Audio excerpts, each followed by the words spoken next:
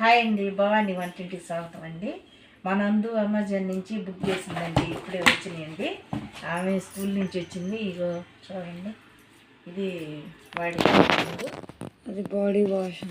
ఇది బాడీకి పూసుకునేదండి. అది షాంపూ కండిషనర్. ఇది కూడా షాంపూదేనా. చాలా బాగుందండి. ఇది జుట్టు ఓడకుండా ఉండేదండి.